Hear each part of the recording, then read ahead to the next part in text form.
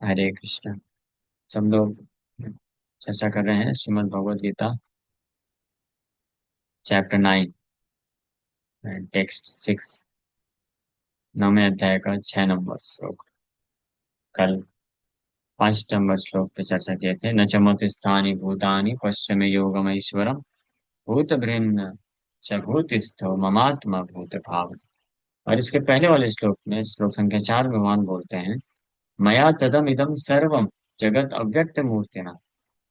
इदम सर्वम जगत, मेरे द्वारा, मया मतलब मेरे द्वारा ये पूरा जगत जो है व्याप्त है या नियंत्रित है, मेंटेन्ड है, पालित है। लेकिन मेरी अव्यक्त मूर्ति ना, अव्यक्त मूर्ति ना मतलब कि डायरेक्टली मेरे को कोई देख नहीं सकता है, स्पेशली जो मायावादी वो लोग नहीं जान पाते हैं। इसलिए मैं इस प्रकार से अपने आप को छुपा करके पूरे जगत को नियंत्रित करता हूँ, सृष्टि करता हूँ, नियंत्रित करता हूँ, ये कार्य करता हूँ। और मत स्थानीय सर्वभूतानि, और सारे जीवात्मा मुझ पर ही निर्भर है, मेरे द्वारा नियंत्रित है। मत स्थानीय न चाहम तेजो अवस्थिता, लेकिन मैं उस पर व्याप्त नहीं हूँ। इस जगत में, ये जगत पूरा मेरे ऊपर है निर्भर। मैं पूरे जगत में हूँ, पूरे जगत में मैं हूँ। हाँ, व्याप्त हूँ, लेकिन मैं इस जगत में नहीं हूँ। ना चाहम तेजो अवस्थिता भी बोल दिए कि मेरे द्वारा ये पूरा जगत जो है परवेडेड है, मतलब व्याप्त है मेरे द्वारा ही। और सारे जीवात्मा मुझ में हैं, लेकिन मैं उनमें नहीं हूँ। मत स्थानीय सर्वभूतानि बोले 4 नंबर श्लोक में। अभी 5 नंबर श्लोक में जो हम लोग कल चर्चा किए थे, बोले न च मत स्थानीय भूतानि, ये सारे जीवात्मा मुझ में नहीं है। yet everything that is created does not rest in me। सारे मत स्थानीय सर्वभूतानि, सारे जीवात्मा मुझ में निर्भर हैं। 4 नंबर श्लोक में बोले, लेकिन मैं उनमें नहीं हूँ। ये तो समझ में आया। लेकिन अब 5 नंबर श्लोक में बोले कि सब लोग मुझ में नहीं है निर्भर। ये मेरा ईश्वर है अर्जुन, समझ में आया। देखा ईश्वर अर्जुन, पश्चिम योगम ईश्वरम। कभी नहीं। तो कल हम लोग ये चर्चा किए थे, मैं वापस समराइज कर देता हूँ कि भगवान वो जबरदस्त बोल रहे हैं, although I am the maintainer of all living entities and although I am everywhere, I am not part of this cosmic manifestation, for my self is the very source of creation. हालांकि मैं सारे जीवात्माओं का पालक हूँ और मैं हर जगह हूँ, लेकिन मैं इस सृष्टि का पार्ट नहीं हूँ। मैं हर जगह हूँ, लेकिन मैं फिर भी इस सृष्टि में नहीं हूँ। तो इसको प्रभुपाद जी तात्पर्य में बहुत अच्छे से व्याख्या करके समझाया कि उस प्रकार से जैसे कोई इस संसार में कोई व्यक्ति होता है, तो कोई बहुत बड़ा ऑर्गेनाइजेशन खोला, अब उसके पास ऑफिस है, उसके ऑफिस में सारे कंट्रोल है, उसके पास सब टेक्नोलॉजी ऐसी है कि वो एक एक उसके ऑर्गेनाइजेशन में एक एक रूम को, एक एक लॉकर में और क्या है सब जानता है और सब कंट्रोल कर सकता है। अगर चाहे यहाँ से बैठे बैठे वो रूम लॉक कर देगा, कोई अंदर का बाहर, बाहर का अंदर नहीं आ सकता है। ऐसा कर सकता है। और किसके पास क्या है, यहाँ तक कि ऐसा मान लीजिए, ऐसा सिस्टम है उसके पास कि उस ऑर्गेनाइजेशन के अंदर जो भी है, तो वो व्यक्ति के जेब में क्या है, बैग में क्या है, उसके मोबाइल में क्या क्या डॉक्यूमेंट है, वो लैपटॉप जिसमें वर्क कर रहा है क्या क्या, सब एक्सेस कर रहा है उसको सब मालूम है। और कहीं पे भी वो एक्सेस को रोक सकता है। तो इस पॉइंट ऑफ व्यू से देखें तो वो जो हेड है वो एक्चुअली हर जगह है। हर जगह। लेकिन फिर भी वो हर जगह कहीं पे भी नहीं है, वो अपने एक जगह पे बैठा है, एग्जाम्पल समझाने के लिए।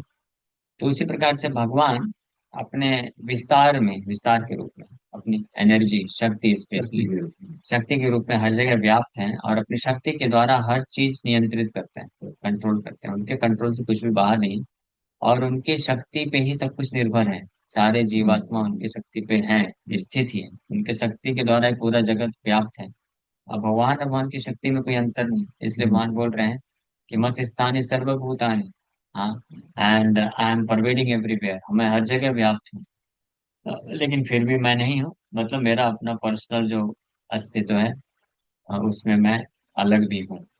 ये स्पष्ट बात होता है, इसलिए मायावाद थ्योरी यहाँ से पूरी तरह से रिफ्यूट होती है। तो ये हम लोग कल चर्चा किए थे डिटेल में। तो इसमें प्रभुपाद जी बहुत अच्छा एग्जाम्पल दिए हैं।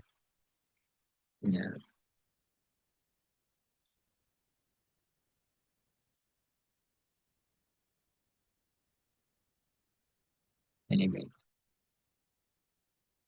हाँ, भगवान, his determination is actual fact, सत्य संकल्प है भगवान, कि उनके सोचने मात्र से उनकी शक्तियां कार्यरत हो जाती हैं और कर देती है। भगवान को पर्सनली करने की जरूरत नहीं होता है।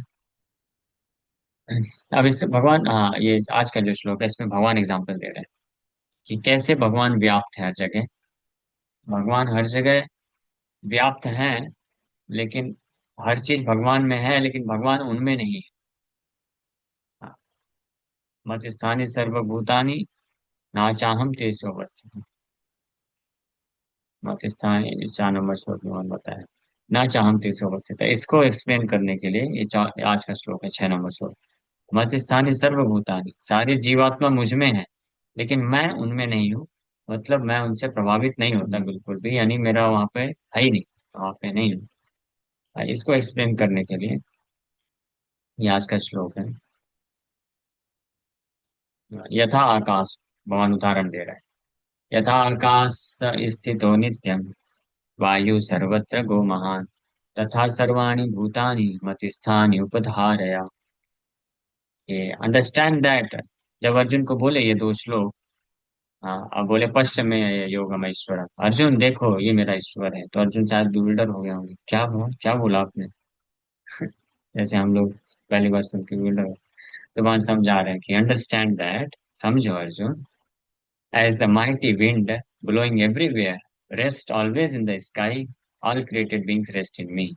हाँ, अभी समझ में आया अर्जुन। हाँ, भगवान बोल रहे हैं कि समझो, उदाहरण दे रहे हैं इसलिए भगवान, कि मालूम है ना ये कैसे कोई समझ पाएगा। एक तरफ तो आप बोल रहे हैं सब कुछ आप में है, तो आप में स्थित है तो आपका उनसे संपर्क है, लेकिन आप बोल रहे हैं आप उनसे संपर्क नहीं है, आप उनमें नहीं है। तो इसको भगवान बोल रहे हैं कि जिस प्रकार से वायु जो होता है हर जगह प्रवाहित होता है, तो हमेशा आकाश में स्थित है। आकाश और वायु तो अलग अलग तत्व है। तो वायु हालांकि हमेशा आकाश में स्थित है, लेकिन फिर भी आकाश वायु में स्थित नहीं है, यानी वायु से प्रभावित नहीं। आकाश तत्व हमेशा एज इट इज बना रहता है। हाँ, आकाश उससे वायु में घुलता नहीं है, लेकिन वायु, आकाश के बिना वायु का अस्तित्व नहीं। वायु आकाश में ही फैल सकता है। स्पेस, अगर स्पेस नहीं रहेगा, आकाश नहीं रहेगा, तो वायु प्रवाहित भी नहीं होगी। तो वायु आकाश पे निर्भर है, लेकिन आकाश हमेशा वायु से अछूता रहता है, अनटच्ड रहता है। तो उसी प्रकार से सारे जीवात्मा मेरे पे निर्भर है, मुझ में है, मत स्थानि सर्वभूतानि, लेकिन ना चाहम तेषु अवस्थिता, लेकिन मैं उनमें नहीं हूँ। ये आप भगवान इसको इस एग्जाम्पल के द्वारा समझा रहे हैं। So for the ordinary person, it is almost inconceivable how the huge material creation is resting in him. But the Lord is giving an example which may help us to understand. कोई साधारण व्यक्ति के लिए अचिंत्य लग सकता है कि इतना बहुत बड़ा भौतिक ब्रह्मांड है, भगवान पे कैसे उनके ऊपर आश्रित है। हाँ, तो भगवान एग्जाम्पल देके समझा रहे हैं। The sky may be the biggest manifestation we can conceive, and in that sky, the wind or air is the biggest manifestation in the cosmic world. The movement of the air influences the movements of everything. But although the wind is great, it is still situated within the sky. The wind is not beyond the sky. Similarly, all the wonderful cosmic manifestations are existing by the supreme will of God, and all of them are subordinate to that supreme will. As we generally say, not a blade of grass moves without the will of the supreme personality of God. तो वायु जो होता है,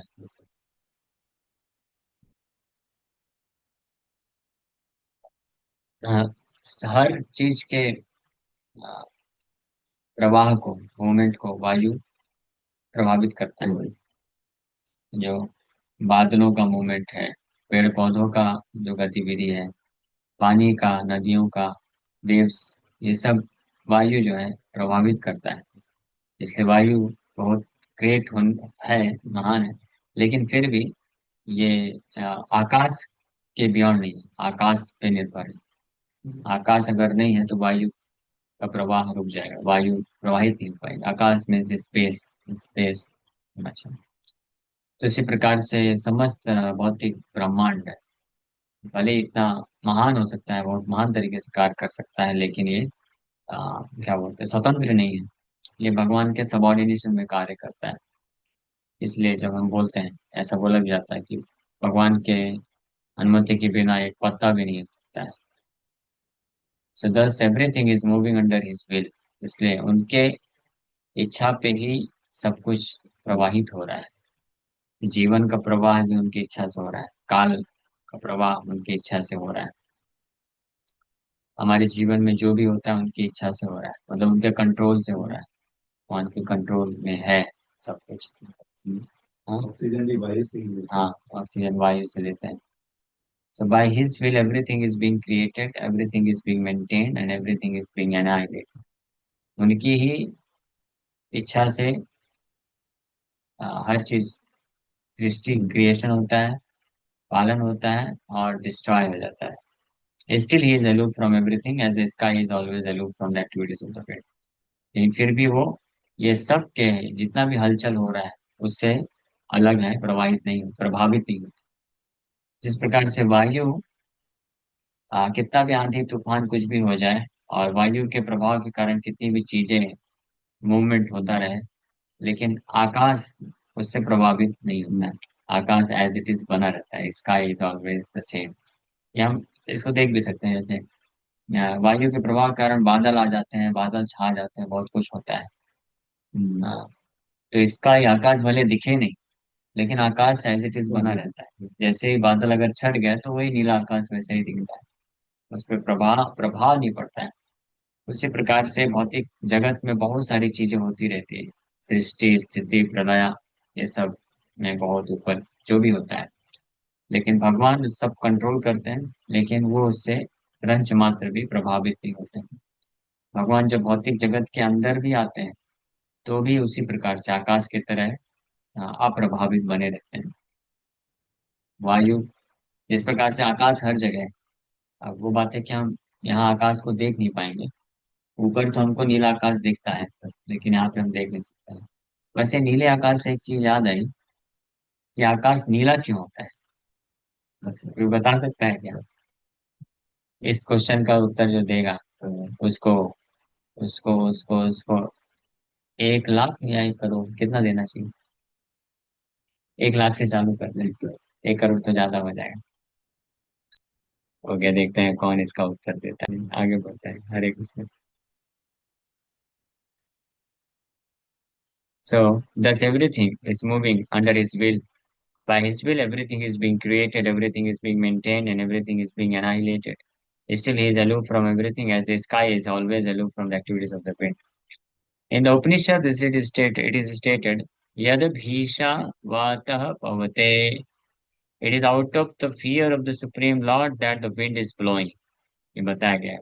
और ये भागवत में भी भगवान कपिल देव भी बोलते हैं, मत भयात तपति सूर्य, मेरे भय से सूर्य ताप प्रदान करता है, मेरे भय से वायु प्रवाहित होती है।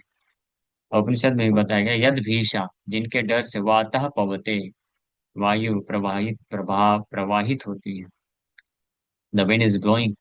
एंड तैतरेय उपनिषद में बोला गया, इन द बृहदारण्यक उपनिषद में बोला गया, एतस्य वा अक्षरस्य प्रशासने गार्गी सूर्य चंद्रमसौ विधृतौ तिष्ठत एतस्य वा अक्षरस्य प्रशासने गार्गी द्याव आपृथ्व्याव विधृतौ तिष्ठतः।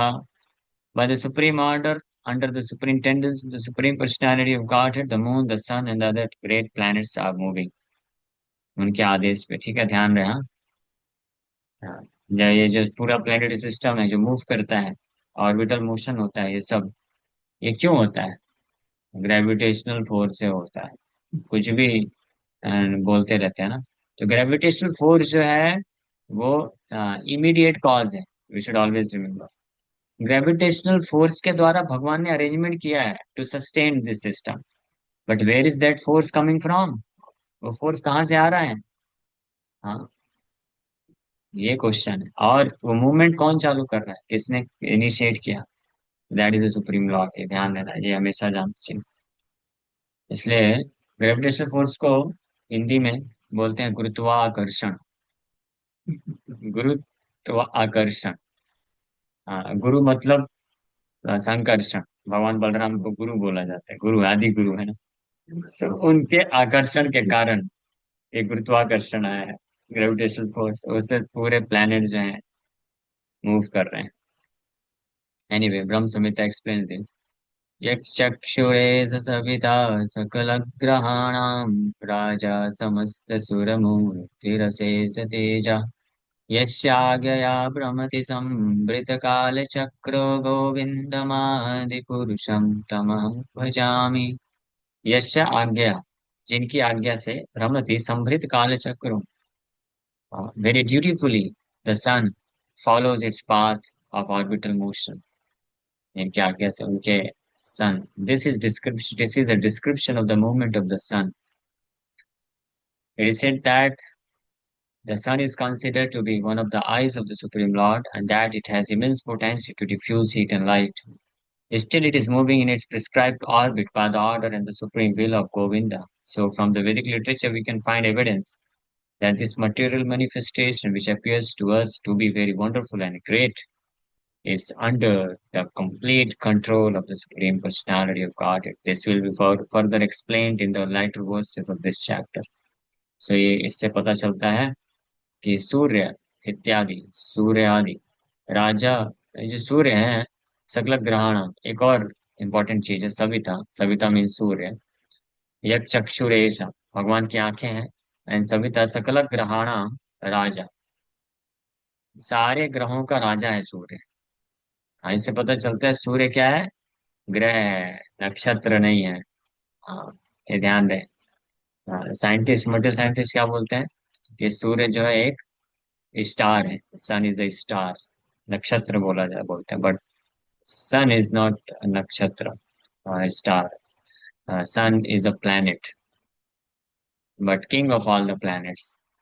नक्षत्र नाम अहम शशि, और जो चंद्रमा है वो एक्चुअली में नक्षत्र है, वो स्टार है। नक्षत्र नाम अहम शशि। The moon is the king of all the नक्षत्रास, and sun is the king of all the planets. राजा समस्त सुर मूर्ति, अशेष तेजा, हैविंग ग्रेट पोटेंशियल। और और उनकी आज्ञा से, गोविंद की आज्ञा से, संभृत है, संभृत संभ्रम, बहुत आदर पूर्वक आज्ञा का पालन करते हुए भ्रमण करता है। काल चक्र, following the path of time, following the path outlined by time, समय जैसे जैसे उसको बोलता है, इसलिए समय, सूर्य एक साल में जो है पृथ्वी, एनीवे एक ही चीज है दोनों। Either you consider sun is revolving around the earth or earth is revolving around the sun, does not make any difference। It's just a reference point। reference point आप क्या लेते हैं, हीलियोसेंट्रिक एंड और दूसरा क्या है? दो प्रकार का कॉन्सेप्ट है, वैदिक एस्ट्रोलॉजी, ये कॉस्मोलॉजी एंड मॉडर्न कॉस्मोलॉजी में सेंटर रेफरेंस पॉइंट अलग अलग मानते हैं, but it's the same thing, calculation आकर के तो काले चक्र को फॉलो करता है। और इस प्रकार से ऐसे गोविंद को मैं प्रणाम करता हूँ। तो वही गोविंद है, यहाँ पे बता रहे, यथा आकाश स्थितो नित्यम वायु सर्वत्र गो महान तथा सर्वाणि भूतानि मत स्थानि उपधारय। तो यहीं पे हम विराम करते हैं। Thank you very much. कल भगवान गोविंद आगे बताएंगे। सर्वभूतानि कौन्तेय प्रकृतिं यान्ति मामिका कल्पक्षय पुनस्तानि कल्पाद विसृजाम्यहम्। हरे कृष्ण। स्टार्स चमकते हुए क्यों दिखाई देते हैं? उसका भी हम लोगों ने यही सब पढ़ा था। स्टार्स चमकते हैं, सूर्य से लेते हैं रिफ्लेक्शन। सूर्य का जो रोशनी है वो रिफ्लेक्टेड, उनका रिफ्लेक्शन होता है। अ, एक बुक में लिखा था कि वो खुद सन है दूसरे सोलर सिस्टम के, इसलिए वो यहाँ तक दिखाई वैदिक देते हैं। वैदिक लिटरेचर के अनुसार एक ब्रह्मांड में एक ही सन होता है, और बाकी जितने भी ल्यूमिनरीज हैं जो रोशनी प्रदान करते हैं वो सन का रिफ्लेक्शन है। ब्रह्मांड मतलब यूनिवर्स ना? हाँ, एक यूनिवर्स में मल्टीपल सोलर सिस्टम्स हैं, तो बिना एनर्जी के कैसे फिर चलता सोलर होगा? सिस्टम सोलर सिस्टम का जो कॉन्सेप्ट है, मॉडर्न साइंटिस्ट ने दिया है कि एक सोलर सिस्टम है, सूर्य है और ये 9 ग्रह हैं। बस सूर्य उस उन्हीं को वहां तक ही प्रकाश पहुंचाता है। लेकिन जो वैदिक कॉस्मोलॉजी है वो 14 प्लेनेटरी सिस्टम की बात करता है, जिसमें से सूर्य का प्रकाश सारे प्लेनेटरी सिस्टम तक जाता है, केवल अर्थ के नीचे वाले तक में नहीं जाता है। अर्थ के नीचे जो प्लेनेटरी सिस्टम है, वो क्या बोलते हैं, रसातल, तल, वितल, सुतल, अतल, वितल, ये जितने भी हैं, पाताल तक, ये सब यहाँ पे अंधकार होता है। और यहाँ पे नागलोक में जो नाग है, वो उनके पास जो मणियां हैं उससे प्रकाश निकलता है, उसी से प्रकाशित होता है। वो लोग आर्टिफिशियल लाइट यूज करते हैं। बाकी सूर्य का जो प्रकाश है वो ऊपर के लोगों में होता है। इसमें सारे जितने भी प्लैनेट्स हैं ऊपर के लोगों, मिडिल से ऊपर के लोगों तक, वो सब में सूर्य का प्रकाश आता है।